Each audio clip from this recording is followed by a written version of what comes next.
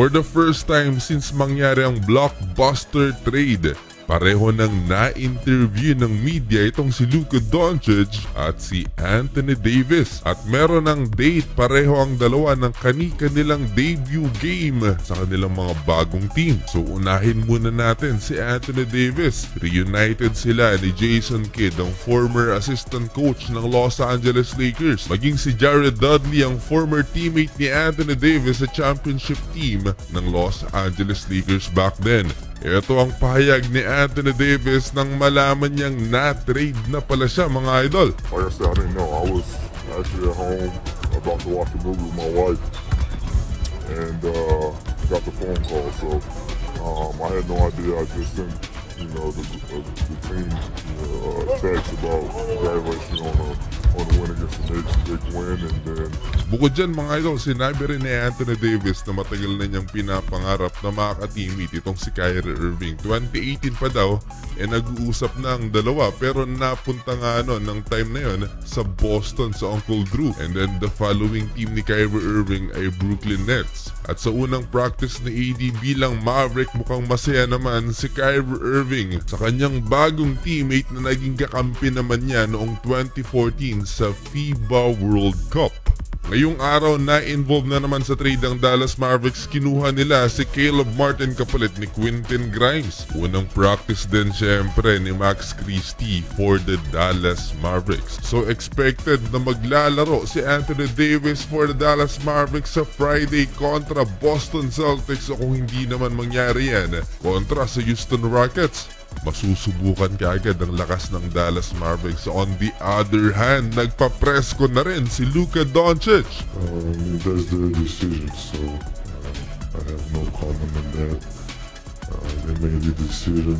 I don't know why. But that's their decision, so I can't do nothing about it. So hindi rin lubos maisip ni Luka Doncic kung bakit siya trinade ng Dallas Mavericks. Reunited din dito sa Purple and Gold, mga idol, ang kanyang former teammate na si JJ Redick. At excited si Luka na maglaro under the new Laker head coach. Makakasama rin ni Luka ang long-time teammate niya sa Dallas Mavericks na si Dorian Finney-Smith. At na nagbabalik at former Laker champ na si Markieff Morris. Dalawa na lang sila ni LeBron James na natitira sa Purple and Gold na parte ng championship team. Very much excited si Luka to play for the greatest ball club in the world, sabi yan ng 25-year-old superstar.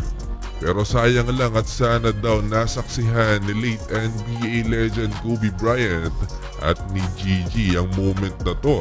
Well, first of all, I remember the exact moment that happened.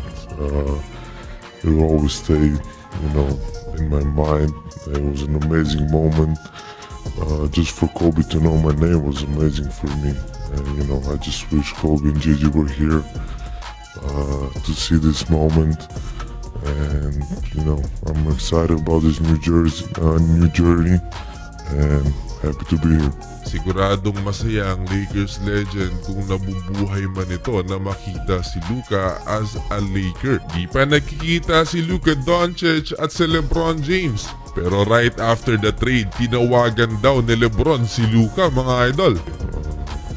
He was in New York, so he called me right away. And we didn't talk much because, he said, I understand what you're feeling. But that was really nice of him just to call me right away and welcome me to LA. Mukhang magkakasabay pa si Luka Doncic at Anthony Davis sa kanilang debut game for both Lakers and the Dallas Mavericks. Dahil itong si Luka, mga idol, Sunday, yung expected na debut game niya kontra Pacers.